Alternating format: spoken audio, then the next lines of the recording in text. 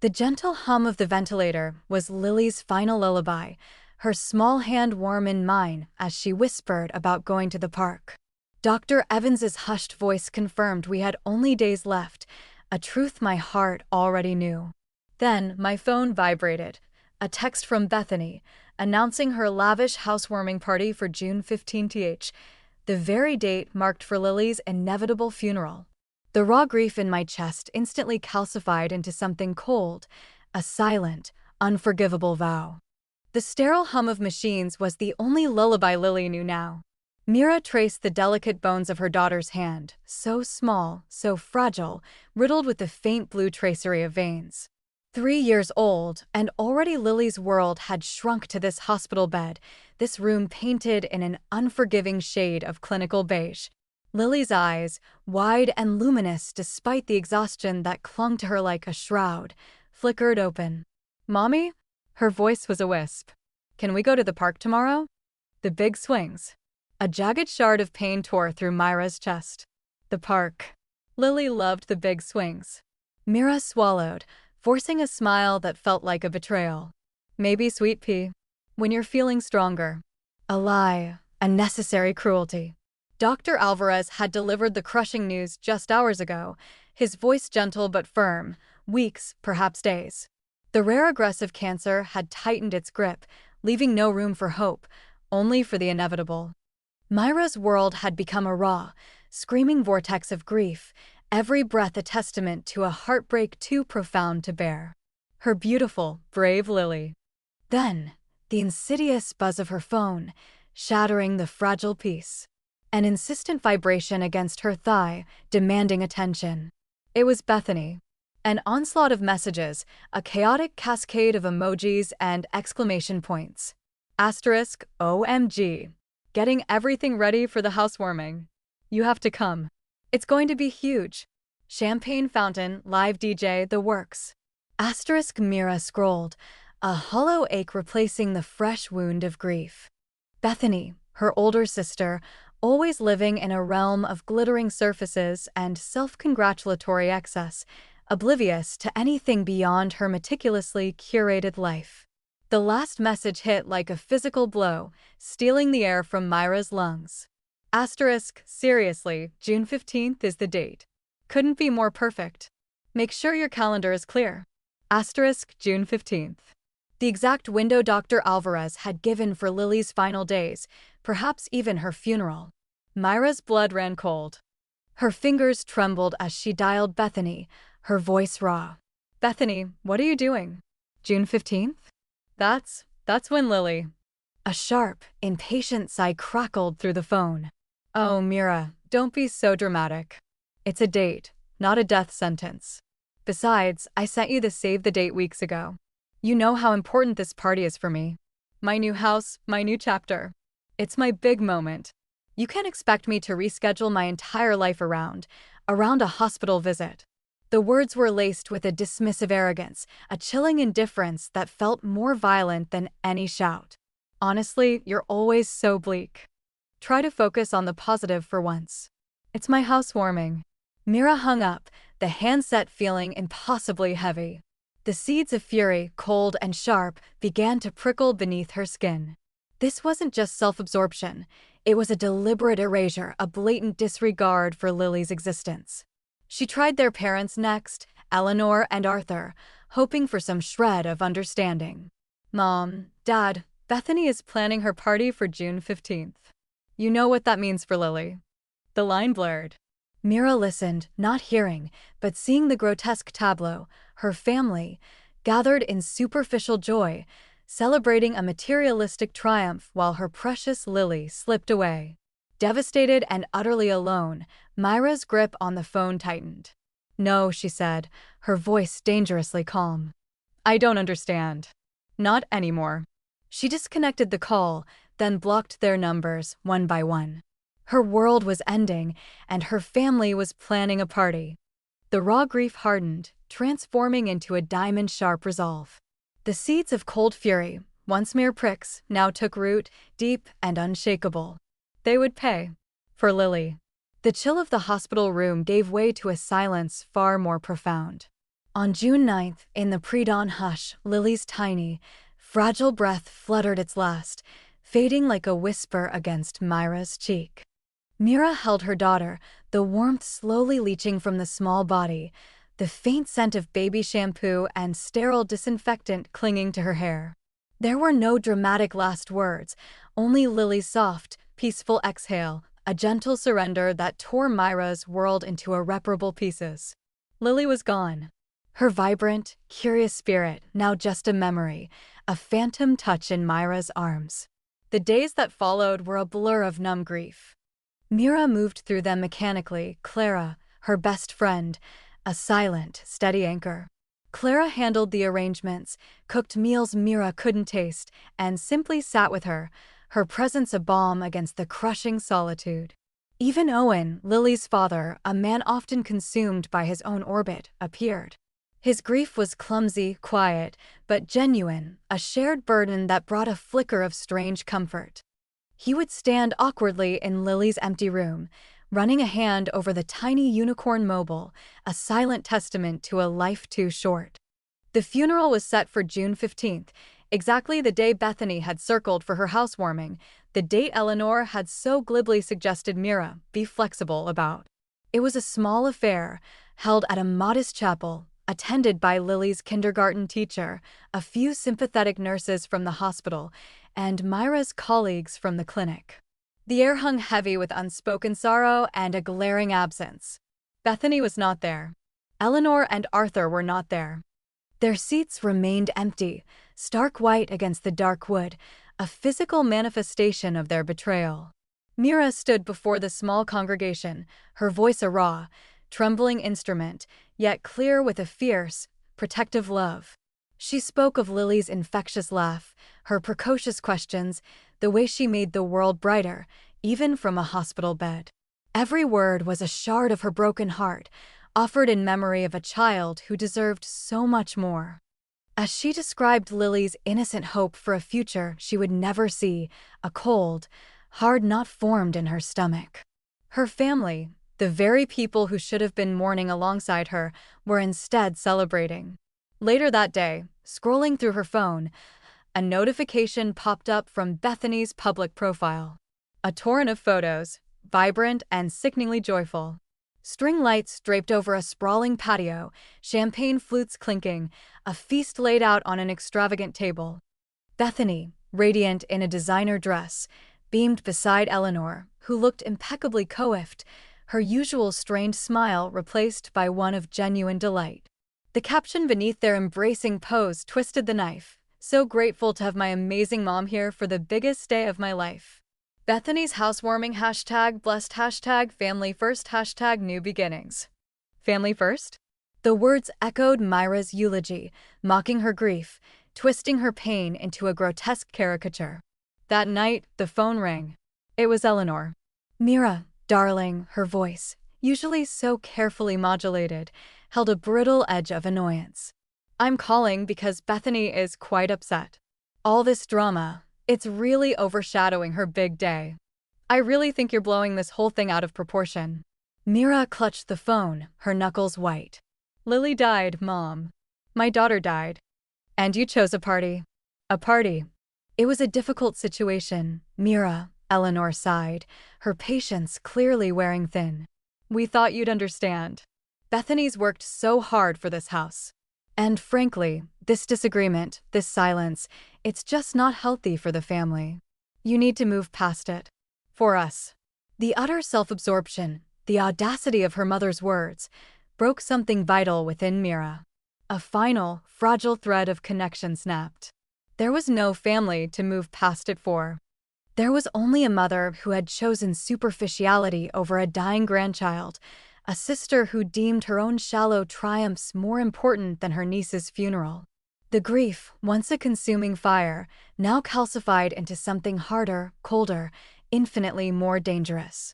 Mira said nothing, only listened to her mother's increasingly exasperated voice before she calmly, deliberately, ended the call. Her transformation was complete. The tears had dried, replaced by a chilling clarity. The seeds of cold fury had not just taken root, They had burst through the desolate earth of her heart, blossoming into an unbreakable, unyielding resolve. They would pay. Every single one of them. For Lily, for the callous betrayal, for the unforgivable sin of choosing a party over a funeral. Her vengeance would be meticulously planned, devastatingly precise, and as cold as the empty space Lily had left in her arms. The grief that had hollowed Mira out now filled her with a chilling, surgical resolve. Lily's memory was no longer a wound, but a forge, shaping her mother into an architect of ruin. There was nothing left to lose, only a debt to collect, paid in full and with interest.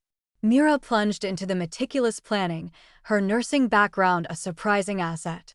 She knew the underbelly of the pharmaceutical world, the gray areas and outright frauds that often went unchecked. She started with Bethany, whose meteoric rise in a notoriously cutthroat industry always felt too polished, too effortless. Through old contacts, hushed phone calls, and carefully crafted email inquiries, Mira began to pull at the threads of Bethany's success.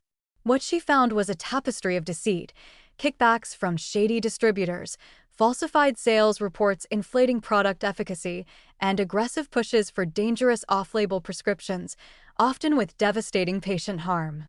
Bethany, with her insatiable ambition and utter lack of empathy, had built her empire on the suffering of others, all while maintaining her carefully curated image of a successful, philanthropic young woman. The irony twisted Mira's gut, fueling her cold rage. Days bled into weeks, Mira meticulously compiling her evidence. She acquired internal memos detailing illegal quotas, intercepted emails revealing quid pro quo arrangements, and even managed to obtain snippets of recorded calls where Bethany, her voice dripping with dismissive arrogance, instructed her team to prioritize profit over patient safety. Each piece of evidence was a nail in Bethany's gilded coffin, a testament to her ruthless self-interest. Mira, once a peacemaker, now found grim satisfaction in every damning revelation. When the dossier was complete, thick with undeniable proof, Mira reached out to Ethan Vance, an investigative journalist known for his tenacity in exposing healthcare fraud. Their meeting was brief, held in a nondescript coffee shop. Mira, gaunt but with eyes like chips of ice, laid out the evidence. Ethan, initially skeptical, grew visibly pale as he reviewed the documents. The scale of Bethany's corruption was staggering. "This," Ethan said, his voice low, "this will not just end her career, Mira. This could mean federal charges, prison time. Are you absolutely certain you want to proceed?" Mira met his gaze, unflinching. "My daughter died while my family celebrated Bethany's success. They dismissed my grief, trivialized Lily's life, and chose a party over a funeral. What Bethany built was on a foundation of lies and disregard for human life. My certainty is absolute." Her voice was devoid of emotion, a stark contrast to the raw agony that had once consumed her. Ethan saw not vengeance, but a righteous, unyielding force. He nodded, gathering the papers. Within weeks, the first expose hit the news. Ethan Vance's byline blazed across the front page, detailing Bethany's pharmaceutical fraud with brutal precision. The article didn't just present facts, it painted a damning portrait of a woman who ascended to power on the backs of the sick and vulnerable. News vans immediately swarmed Bethany's meticulously landscaped new home, their cameras flashing like predatory eyes. Her company, reeling from the scandal, swiftly terminated her. Federal prosecutors, armed with Ethan's reporting and Mira's meticulously gathered evidence, launched a full-scale investigation. Bethany's perfectly constructed life, built on deceit and enabled by her family's blind ambition and materialism, began its agonizing, public collapse. The empire was crumbling, and Mira felt the first tremor of satisfaction, a cold echo in the cavern of her grief. With Bethany's world collapsing around her, Mira wasted no time pivoting her cold, precise focus. Eleanor and Arthur, insulated by their self-importance and financially comfortable retirement, had watched their eldest daughter's public disgrace from a distance, perhaps even with a detached disappointment that she wasn't as smart as she thought. They were still oblivious, still prioritizing appearances and their own tranquility over the profound chasm they had created. But Mira knew their vulnerabilities better than anyone. Arthur's inflated pride in his financial savviness was a ripe target, and his predictable habit of reusing simple passwords a glaring security flaw. The initial wave came subtly. Arthur's email inbox, once a bastion of investment newsletters and golf course bookings, began to fill with expertly crafted phishing emails. Posing as his long-term brokerage, then as the tax office, then as his bank, Mira, through a series of carefully anonymized accounts and VPNs, planted seeds of frantic doubt. Urgent security alert. Compromised portfolio detected. One read, complete with official-looking logos and links. Immediate action required. Discrepancies in Q2 investment yields. Arthur, a man who believed himself shrewd but was in reality deeply unsophisticated with technology, fell for it, hook, line, and sinker. He would spend hours on the phone, a knot of panic tightening in his chest, convinced that shadowy forces were trying to steal his hard-earned pension. In his desperate attempts to secure his accounts by clicking dubious links and inputting his credentials into fake portals, he inadvertently gave Mira access to far more than she needed, and more importantly, he created a tangled web of genuine account lockouts, suspicious transactions, and flagging alerts that even his real financial advisors struggled to untangle. His supposed financial empire, built on decades of cautious investments, began to unravel into a chaotic mess of frozen funds and identity theft warnings. The very pride he held in his fiscal responsibility became his undoing, as his frantic, misguided efforts only accelerated his financial disarray. Eleanor, meanwhile, faced a different, more insidious threat. Inquiries began arriving, seemingly from obscure government offices, questioning decades-old real estate commissions from her brief career before marriage, hinting at potential undeclared income and tax audits. For Eleanor, whose entire life was carefully curated around maintaining a pristine social image, the threat of public scrutiny and the exposure of any financial impropriety was agonizing. Her vanity and obsessive concern with appearances meant these threats gnawed at her far more than any direct financial loss would have. She imagined her name splashed across local papers, her perfectly manicured life stained by scandal. The couple's mounting distress wasn't kept private for long. Bethany, still consumed by her own rapidly deteriorating situation, saw fit to broadcast her parents' woes on social media. "Can't believe the drama this family is putting me through," she fumed in an Instagram story, complete with a selfie where she looked artfully distressed. "As if I don't have enough on my plate with these ridiculous accusations, now Mom and Dad are spiraling too. Seriously, some support would be nice. #exhausted, #unsupportive family, #family drama."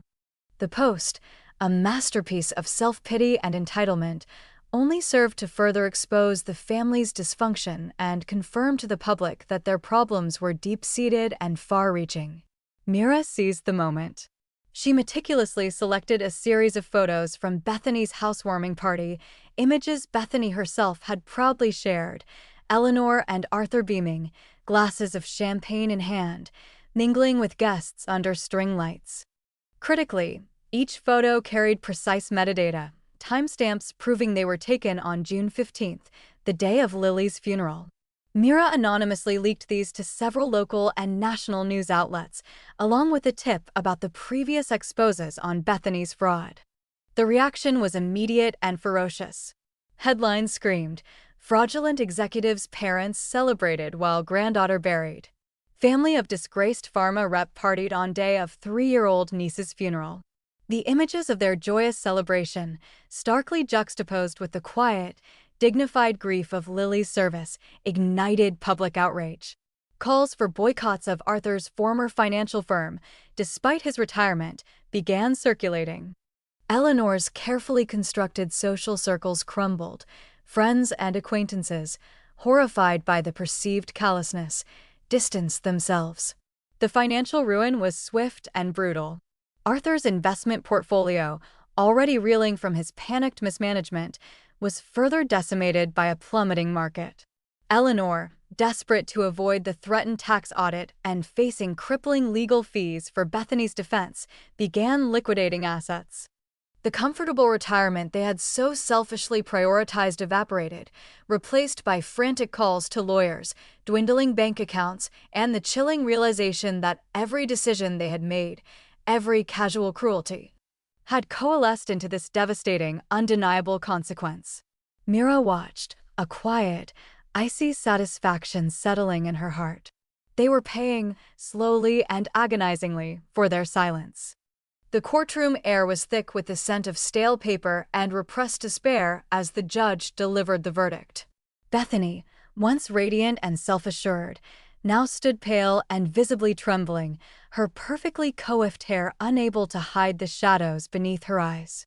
The plea deal had been struck, a concession to avoid a lengthier, more public trial that would have further tarnished the family name, though that ship had long since sailed. 5 years in federal prison. Restitution that would strip her bare. A permanent ban from any position in healthcare, her career utterly destroyed. Mira watched from the back row, a silent observer in a dark coat, feeling a strange mix of vindication and detachment. Bethany's gaze, wild and venomous, found hers across the room. "This is all your fault, Mira," Bethany shrieked, her voice cracking as the bailiffs tensed. "You did this. You orchestrated all of it. Because you're jealous. Because you couldn't stand to see me succeed. You always hated me, didn't you? You wanted to ruin my life, just like you ruined everything else." Tears streamed down her face, but they were tears of rage and self-pity, not remorse.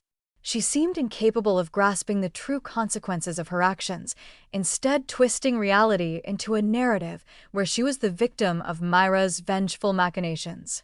The judge banged his gavel, cutting off the bitter accusation, but the words hung in the air, a final testament to Bethany's unshakable narcissism. Mira felt nothing but a cold confirmation of her sister's true nature. Weeks later, the inevitable confrontation came. Mira was tending to Lily's small memorial garden in her backyard when Eleanor and Arthur appeared at the gate, hesitant and frail. They looked utterly broken. Arthur's shoulders, once broad with self-importance, were hunched, his usually immaculate suit rumpled and stained. Eleanor's face, etched with worry and exhaustion, sagged, her meticulously maintained facade crumbled. Their eyes, once filled with a dismissive indifference, now held a desperate, raw plea. "Mira, please," Eleanor began, her voice a reedy whisper, "we need to talk. We've lost everything. Our savings, the house, it's all gone. Bethany needs us. We have nothing left." Arthur stepped forward, wringing his hands. "Your mother's right. We made mistakes. Terribly sorry we are. We want to put it all behind us. Forgive us, Mira. Let's be a family again." He reached out a trembling hand, a pathetic gesture of reconciliation. Mira straightened, turning to face them, her expression a mask of glacial calm. She looked at them, truly looked at them, and saw only two strangers begging for a comfort they had so readily denied her. "A family." Her voice was quiet, dangerously steady. "You think we can be a family again? Our family died the moment you chose Bethany's housewarming party over Lily's funeral." The words were a hammer blow, stark and unforgiving. "You prioritized appearance, status, and your favored daughter's shallow success over your dying granddaughter. You ignored my pleas. You abandoned me when I was drowning in grief. You advised me to be flexible with my child's funeral." Her gaze sharpened, fixing on their defeated faces. "You lost everything, you say? Your savings, your home, your reputation? That is the deserved consequence of your actions. Not mine. You created this ruin for yourselves, with your indifference and your silence." Eleanor gasped, tears welling in her eyes. "Mira, how can you be so cruel? We're your parents." "My parents died with Lily in that hospital room when you chose not to be there," Mira retorted, the venom barely concealed. "There is nothing left between us." She had already prepared for this. The legal documents lay on her kitchen counter. She handed them a crisp, white envelope. "This is a legal cease and desist order. Any further contact will be met with legal action. Consider our connection permanently severed." They stared at the envelope, then at her, disbelief warring with profound despair. Arthur's face crumpled. Eleanor let out a sob, burying her face in his shoulder. They turned, broken and bereft, and slowly shuffled away, leaving Mira standing alone in the garden, the scent of Lily's favorite roses filling the air. The revenge was complete. Bethany was imprisoned. Her parents were ruined, publicly shamed, and cut off. Mira had achieved everything she had set out to do. Yet, as the last faint sounds of their retreat faded, a profound emptiness settled over her. The scales had been balanced, but Lily was still gone. The weight of her grief remained, heavy and immutable, and the cold satisfaction of her triumph offered no true solace, only a desolate, echoing quiet. Months bled into seasons, each turning leaf a stark reminder of time's relentless march. Mira moved through her days like a ghost, her mission fulfilled, her family scattered and broken, yet her heart remained a cavern of echoing grief. The meticulous planning, the calculated moves, the grim satisfaction of seeing justice exacted, it had all culminated in a desolate quiet, a victory devoid of true solace. Lily was still gone, and the scales of retribution, though balanced, could not bring back the warmth of her daughter's hand in hers. She found herself staring blankly at walls, the silence in her apartment louder than any accusation, any plea for mercy she had ignored. Then came the letter. A thick, cream-colored envelope, sealed with a cheap wax stamp. Bethany's handwriting, still ornate and self-important, sneered from the address. Mira almost threw it away, but a flicker of morbid curiosity, a final indulgence in the toxicity she had once called family, stopped her. Inside, Bethany's words were a venomous acknowledgement, twisted and bitter. "You got what you wanted, Mira," it read. "You broke us. But look at you now. You're alone. You think this brings Lily back? You'll be as empty as I am now, only you'll have no one left to blame but yourself. You're just a ghost haunting a grave, Mira. And you always will be." The letter was meant to wound, to twist the knife, and it succeeded, but not in the way Bethany intended. It crystallized the barren landscape of Mira's soul, confirming the emptiness she already felt.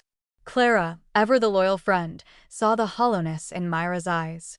She didn't preach or judge, but simply showed up, bringing food, quiet companionship, and gentle nudges. "You need something, Mira. Something for you," she'd say, her voice soft but firm. It was Clara who mentioned Dr. Thorne, a grief counselor renowned for her empathetic yet practical approach. Reluctantly, Mira agreed. Dr. Thorne listened more than she spoke, her silence a comforting space. She helped Mira see that the justice she'd pursued was a necessary, albeit destructive, stage of her grief, but not its final destination. "You honored Lily in your own way," Dr. Thorne offered one session. "Now, how do you want to honor her memory moving forward? Not with what was taken, but with what you have left to give." The idea simmered, alien yet compelling. What did she have left to give? Her nursing skills, long dormant under the weight of her vengeance, stirred. She found a local pediatric cancer support organization, a place where families navigated the same terrifying, heartbreaking journey she had endured. The first day was a maelstrom of raw emotion. The sterile smell of the clinic, the hopeful yet weary faces of parents, the small, brave smiles of children clinging to their plush toys, every detail was a fresh stab of memory, a direct echo of Lily. A little girl with thinning hair, clutching a worn teddy bear, reminded Mira so acutely of Lily asking about the park that day. A desperate parent, eyes rimmed with sleepless nights and unshed tears, mirrored her past self with uncanny precision. It was excruciating. Each conversation, each shared moment of quiet despair, reopened her own wounds. Yet, amidst the pain, something unexpected began to bloom. A sense of purpose. Here, her history wasn't a burden to be hidden, but a bridge to connect. She could offer more than just sympathy. She could offer understanding, born from the crucible of her own loss. She began to share her hard-won wisdom, not as a counselor, but as someone who had walked that path, who had known the fear, the anger, the overwhelming love. "It's okay to be angry," she'd tell a father grappling with his son's prognosis. It's okay to not be okay, but don't let it consume you. She found herself sharing practical tips for managing hospital stays, for advocating with doctors, for finding small moments of joy amidst the terror. She wasn't distributing darkness anymore. She was trying to create light, however faint, for those caught in a similar storm. On what would have been Lily's third anniversary, Mira stood at her daughter's grave, the small headstone worn smooth by wind and rain. Clara stood silently beside her, a steady presence. A single, fresh lily lay on the cold stone. Mira traced the engraved name, a soft smile gracing her lips, tinged with sorrow but also a newfound peace. "Happy birthday, my sweet Lily," she whispered, her voice a gentle breeze. Mommy found a way. Not to forget, not to replace, but to build something new from the wreckage. She looked up, the sky a vast, indifferent blue. The revenge had been a necessary fire, burning away the old, corrupt garden of her life. Now, slowly, painstakingly, she was beginning to plant seeds in the ashes. It was a long, arduous journey, she knew, one that would never truly end, but it was a path defined by compassion and purpose, a different kind of strength forged in the crucible of loss, honoring Lily's memory not through destruction, but through enduring, defiant love.